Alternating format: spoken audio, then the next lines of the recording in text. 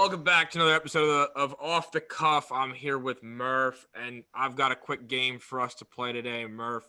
It's called Where Will They Sign? We're talking about the top free agents. We got first, my man, the king, the Send It King, Trevor Bauer. Where do you think the Twitter god will land This is pretty tough, actually, because he is giving nothing away, and he's like open to everything, literally everything. Even like Japan, Korea offers, Yeah. He does not care. He just wants to pitch, and I think ultimately it's going to boil down to money, obviously, and are they going to allow him to a little bit more free reign to possibly pitch 4 days, like a four days rest. And I think a lot of teams will be open to that, especially seeing his production this season, winning Cy Young. Obviously, should have been unanimous. But yeah, it was pretty convincing stuff. So I think looking at all that, I think ultimately, I think it's going to be the Mets. I think the Mets have the money. I think they have the need. I think they could use another rotation piece like Trevor Bauer. That'd probably give him the number one rotation in the league, arguably. With DeGrom being obviously your number one without a doubt, Bauer being your two, Syndergaard being your three, and Stroman being your four. Is Syndergaard going to be back in time, or is he? He seemed as though he was rehabbing and everything was fine. So I think he's going to I don't know if he'll be ready for opening day, but I know he'll be back. Yeah, so eventually Syndergaard will plug in as probably more likely that fourth guy. But, that'd probably be a pretty devastating rotation, probably one of the better ones in the league. Mm-hmm. I mean, they lost Rick Porcello and Michael Wacha this offseason, right? Lost. I mean, they never gained. The privilege of letting them go. They had the blessing of that we only signed them. Letting them walk, yeah. That's what it's more like. Get the hell off my roster kind of thing. Yeah. Next up, we got the man who used to man the center field grass for the Red Sox, Jackie Bradley Jr.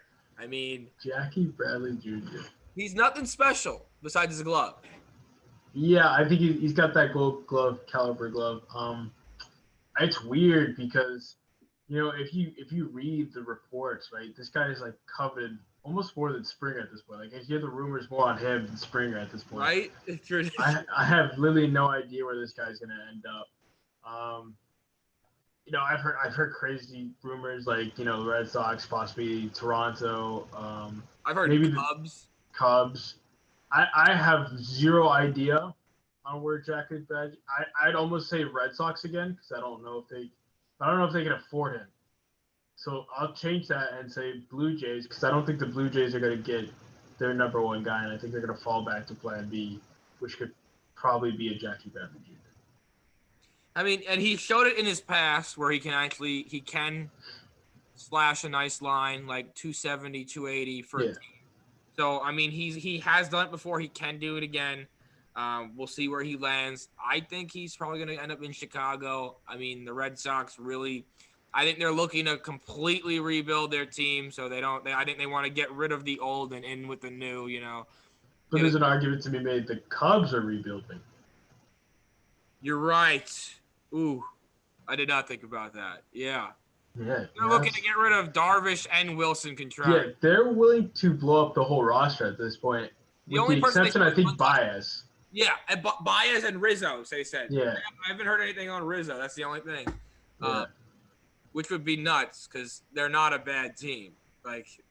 No, this was a good team. I think it's just unfortunate that Chris Bryant has kind of fallen off, and I think they kind of lack, a full rotation. I think they kind of have like a 1-2 kind of punch thing with Yu Darvish and Lester, but after that, it's kind of like Quintana's just, you're kind of you're kind of hoping at that point. So I think they needed rotation help, but unfortunately, we'll never know because they're about to blow this team up. Do you think Chris Bryant needs a change of scenery and he'll return to his former self? Absolutely. I think he definitely needs to change the scene. I think he's just. It's weird because the Cubs had him playing all over the place, right? They had him playing outfield, third base, and I think he also was battling a bunch of injuries, so he just never got back to his MVP form, if you'd say. So I think he definitely needs to change the scenery, and I think one of the places originally I was thinking with the Nationals when Bryce Harper was originally on there because I think that would have been an awesome, those two guys linking up again. I think that would really Punch open them up. duo. Yeah. But you could make an argument that the Phillies need him. I think the Braves would need him as well. There's plenty of teams that need their baseman, so you never know. We talked about this before. Realmuto, where is he going? Where do you want him to go? Well, I want him on the Yankees. Obviously. I but mean, that's not happening. He's not happening. Not 0% chance that happens unless his marketplace takes a nosedive. Yeah. So that's just not happening.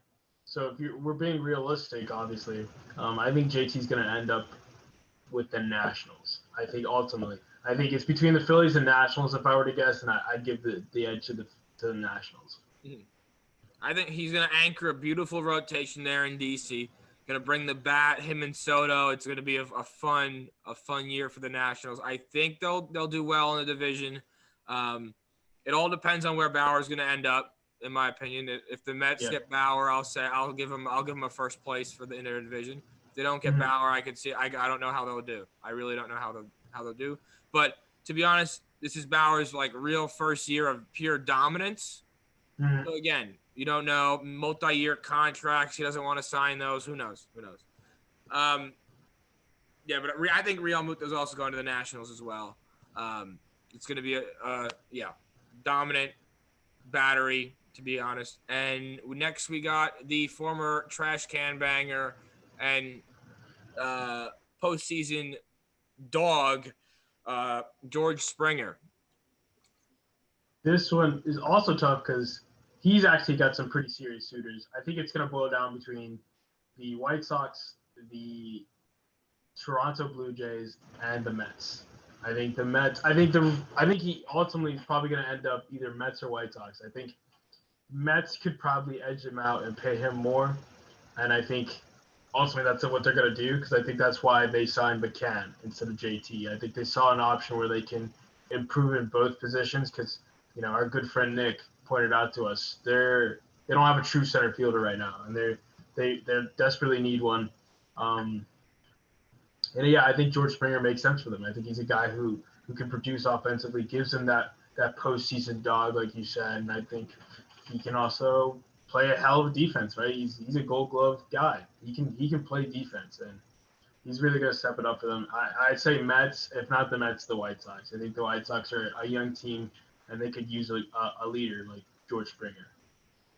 If the Mets get Bauer, though, are they still getting Springer, you think? That's if the whole Cohen spending, right? Big Uncle Cohen coming out with the checkbook, writing all the checks, right? If that's real, then yes, I would say they sign both. But if it's not real, then no, they're probably going to go one or the other. Mm-hmm. I think they would rather have Springer. You think Springer? I think they would rather have Springer because they can live in. I think they can. They've always lived and died with their rotation. I think they need that bat that'll. Mm-hmm. I think Springer will be that bat in the NL East that will, take them over the hump for them. He also needs to change the scenery. I don't think he can go back to Houston and deal with fans if we have them next year, because him going the Astros are going to get booed nationally. I don't think there's going to be one stadium that will cheer for them outside of their own. I don't even know if their fans will cheer for them, to be quite honest. Probably will. Probably will. Scumbags, all of you. All of you, the lot of you. You are cheering on a cheating team. It's fine. I'm not even gonna ask this one because I know where you want him to go. The Yankees, my man DJ LeMahieu. Better sign the damn contract. Where do you think he's gonna go? Like you said, it's got to be the Yankees. I think there's no way they don't sign him. I think they made it perfectly clear to the point where they kind of handcuffed themselves, saying, "Hey, you're our number one priority, right?" That's it. It's a kind of a double-edged sword, right? You're saying you're our guy. We're not looking at anybody else right now. It gives DJ that reassurance that hey, they want me back. I feel welcome back. I want to be back. But at the same time, it gives you almost no room to negotiate because you're basically saying you're our guy. You're the number one guy. We don't really have anybody else we're looking at right now. So he has the leverage to ask for those 5 years that he so desperately wants, and the media so desperately throws in our faces saying we're $25 million apart. Idiots. Horrible sports writer. Idiots. making everyone like so confused, making them click on the article just to read their year off, and I hate you. But yeah, I think DJ's going back to the Yankees. That's bottom line. Yankees need him.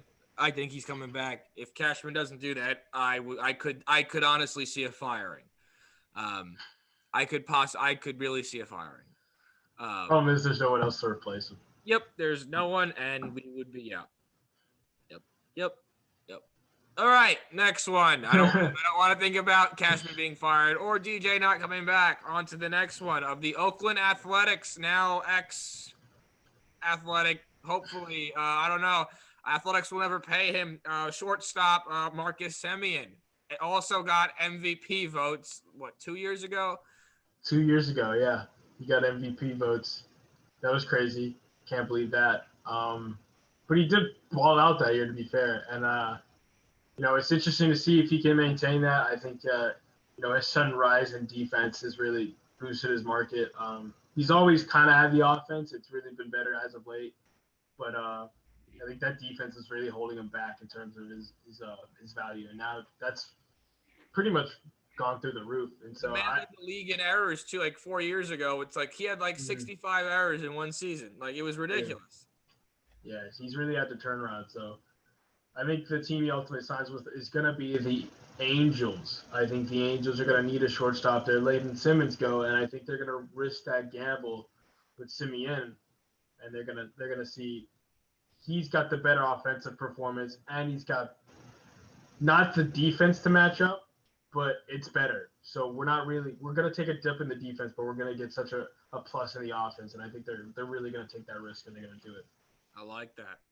I thought you were about to say Los Angeles Dodgers because I saw a headline today that the Dodgers have been in contact with him. But that would be a nice fit for him out there in LA. He'd be playing with two other MVP candidates, Rondon and Trout. That would be real almost like a trio out there. Imagine if they get Semien and Realmuto. Crazy. They might be able to do something if one of them can learn how to pitch. Yep. That's what it boils down to. One of the pitch. That's your season, yep. Fans. Last but not least, the Big Bear Ozuna from the Braves, now free agent. Do you see him signing with an AL team? Is my first question. Because I could see him signing with an AL.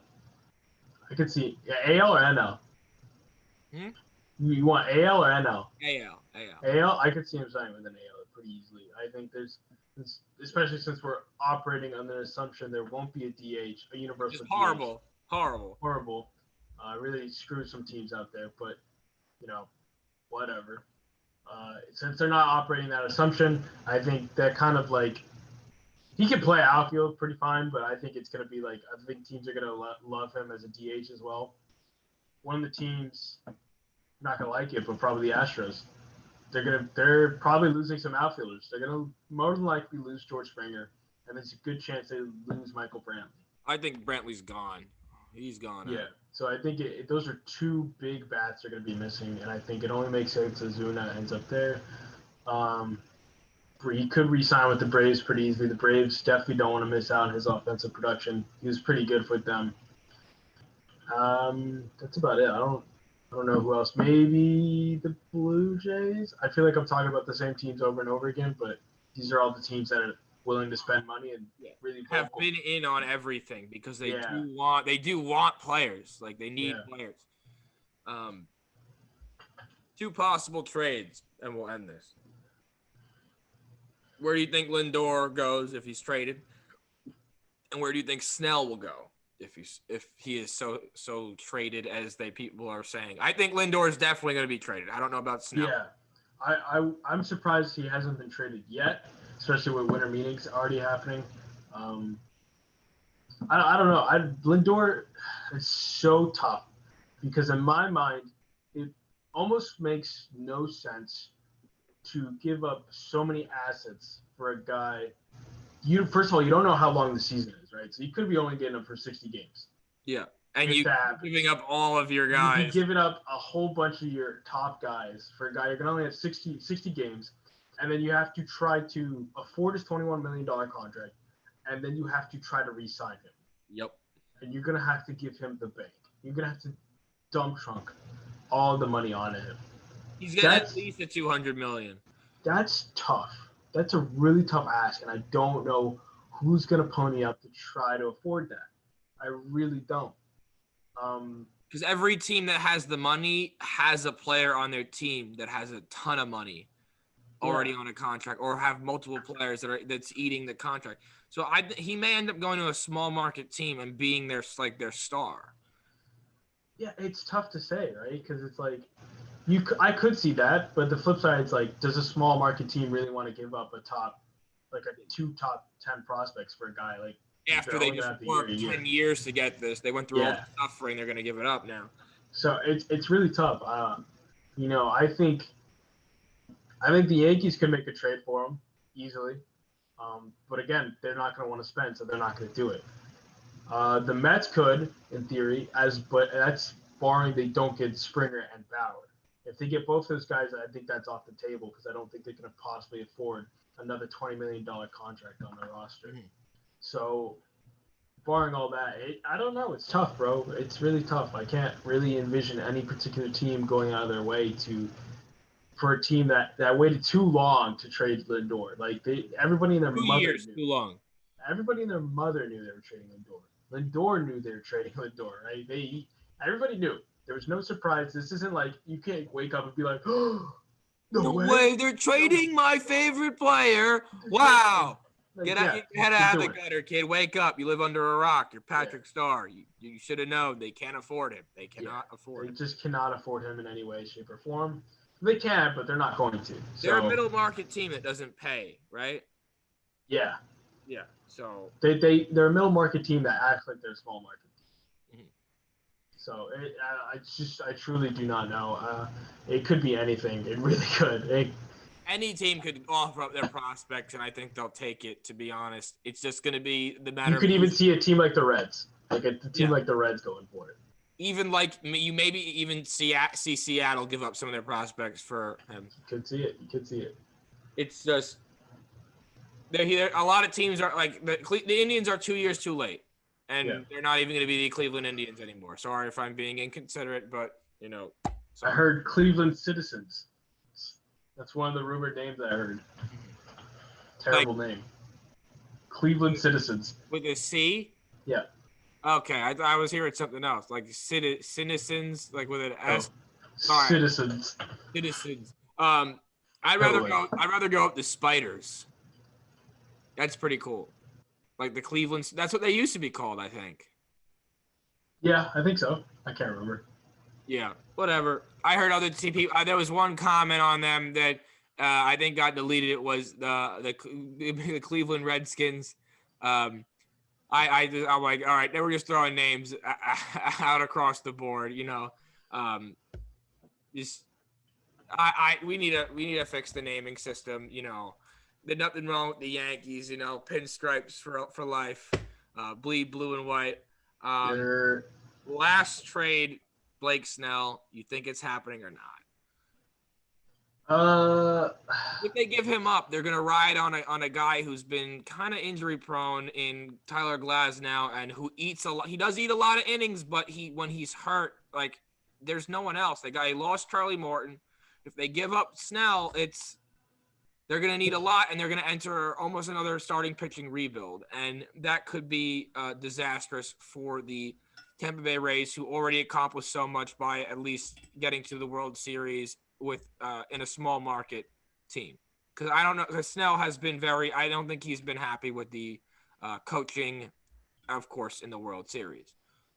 Yeah, I think it's going to boil down to the Rays just getting on top of a problem they're going to have 2 years down the road. I think they're going to realize they cannot afford to re-sign him and possibly keep him after his year 22 contract, right? After he reaches his final year of arbitration, if he continues on the pace he's going, he's going to command more than $20 million in arbitration. Mm-hmm.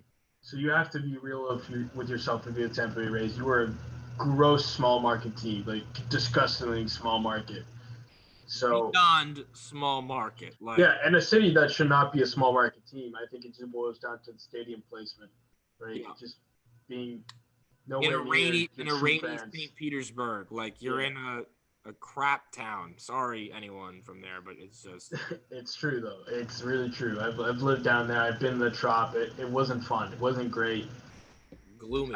Just not a great area. Not a great stadium. So if you're taking all those things into consideration, they're not going to be able to afford Blake Snell. So eventually they're going to have to trade him.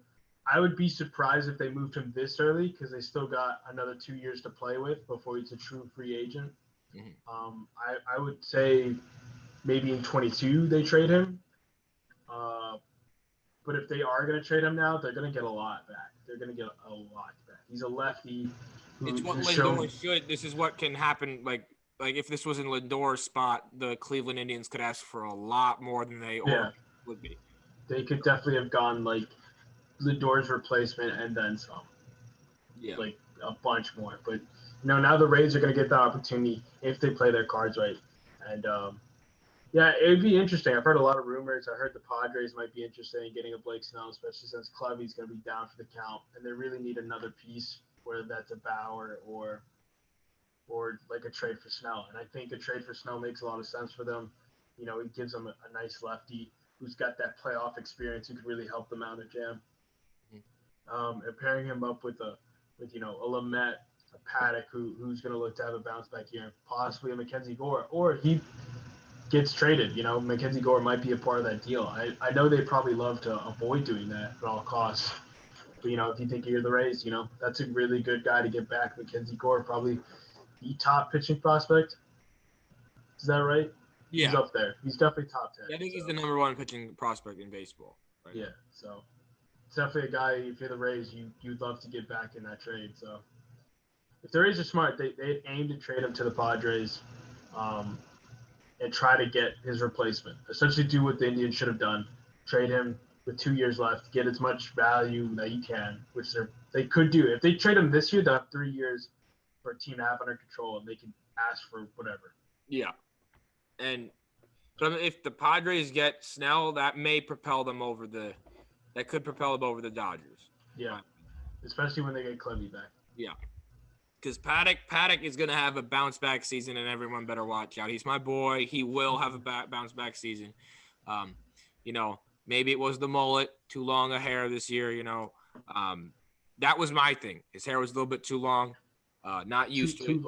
Too long. Too much flow. Too much flow is not always a healthy thing.